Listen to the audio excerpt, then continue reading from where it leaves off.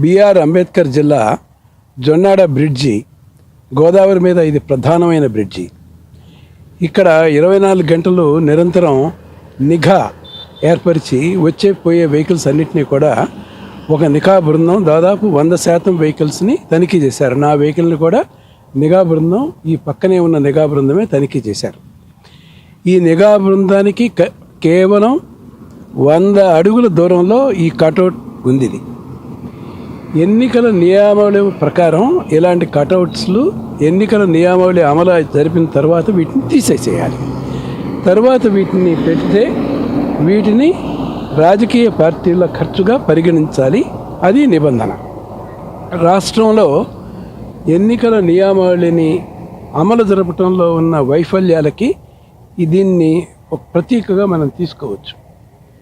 రాష్ట్రం అంతా అనేక రకాలుగా ప్రజాస్వామ్య స్ఫూర్తికి విరుద్ధంగా ప్రజాస్వామ్య స్ఫూర్తిని తూట్లు పడుస్తూ అపహాస్యం చేస్తూ ఎన్నికల కోడ్ని యథేచ్ఛగా వక్రీకరిస్తూ అపహాస్యం చేస్తున్న వాటిని పౌర సంఘాలు ప్రజాస్వామ్యవాదులు అందరూ కూడా తీవ్రంగా నిరసిస్తున్నారు. ఇది సిగ్గుపడాల్సిన విషయం. రేషన్ డిస్ట్రిబ్యూట్ చేసే రేషన్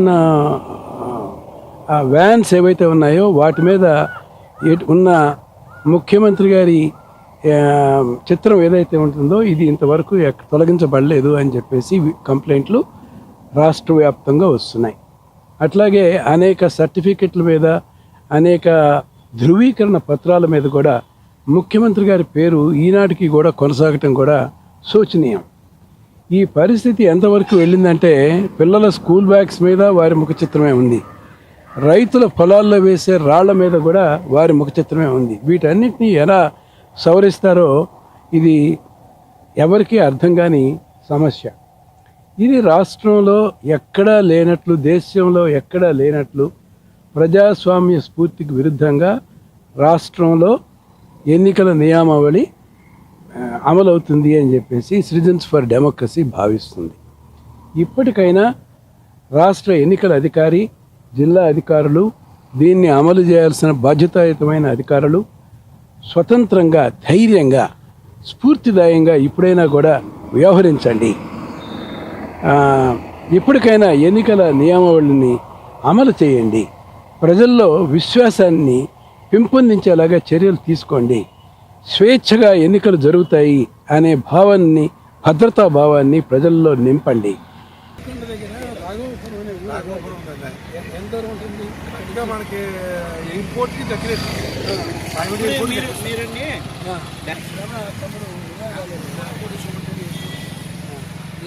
ఎయిర్పోర్ట్ తెలుసు. ఎయిర్పోర్ట్ అండి, ఎయిర్పోర్ట్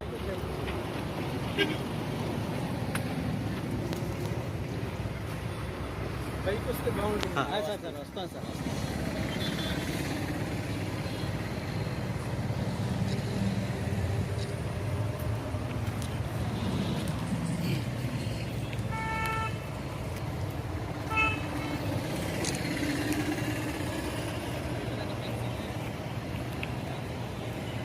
సౌండ్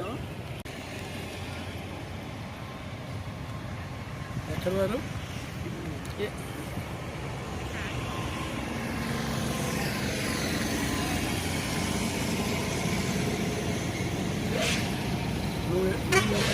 ఈనాడే